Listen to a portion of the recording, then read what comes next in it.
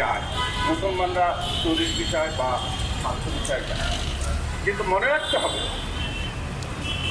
এই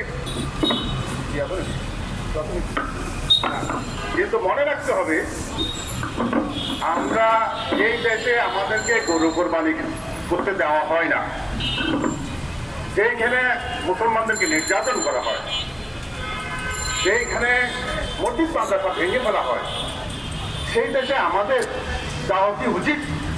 আমি আমার জনগণকে বিশেষভাবে অনুরোধ করব যে আপনারা ওই দেশে আপনারা যাবেন না। যারা যায় তারা কোনো অশুভ উদ্দেশ্য নিয়ে যায়, সে অশুভ উদ্দেশ্যের কথা আমার ভাই বলেছে। সে অশুভ উদ্দেশ্যে তারা আমাদের টাকা পয়সা এবং টাকা পয়সার হিসাব না দেওয়া এবং আমাদের বিরোধী শক্তির সাথে তারা আঘাত করতেই যায়। এই জন্য আমরা সমবেত সবাইকে এবং দেশবাসীকে বলবো যে আপনারা ইন্ডিয়াতে টুরিস্ট ভিসা বা স্বাস্থ্য ভিসা যাও। আমাদের স্বাস্থ্য সেক্টর অনেক উন্নত, আমাদের স্বাস্থ্য সেক্টর অনেক উন্নত। আমাদের দেশে সব ভালো ভালো ডাক্তার আছে, হয়তো আপনারা তাদের ঠিকানা জানেন না বা জানতে চেষ্টা করলেই তাদের পাবেন।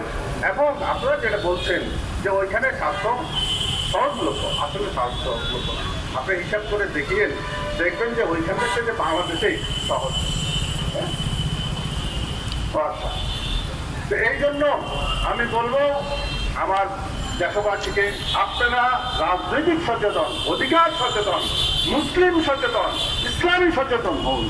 তাইলে আপনারা বুঝতে পারবেন যে কোন কাজটা ন্যায়, কোন কাজটা অন্যায়, কোনটা করা উচিত, কোনটা করা অনুচিত। যদি রাজনৈতিক সচেতন, ইসলাম সচেতন না হন, তাহলে দেশ ও জাতির উন্নতি হবে না। এই জন্য আমি সবাইকে উদ্যতভাবে আহ্বান করব, মহাজিররা কেন এসেছিল সেই ইতিহাসটা আপনারা জানেন। কেন ভারতের বিভিন্ন প্রদেশ থেকে বাংলাদেশে আশ্রয় নিয়েছিল 1947-এ? তাদের আত্মত্যাগের কারণেই আমরা স্বাধীন পাকিস্তান পেয়েছিলাম এবং তার ফলে 1971 সালেও আমরা আরেক বাংলাদেশ স্বাধীন হতে পেরেছি। সবচাইতে অবদান এই মহাজিরদের। এই মহাজিরদেরকে আমাদের সম্মান করা উচিত, তাদেরকে তাদের অধিকার এবং তাদের ক্ষমতা দেওয়া উচিত। এবং আমাদের সংসদেও এই মহাজিরদের জন্য একটা কোটা থাকা উচিত, যে তারা এই মহাজির আমাদের সংসদের প্রতিনিধিত্ব করবে। আমি এই বলে আমার বক্তব্য শেষ করতেছি। আসসালামু আলাইকুম।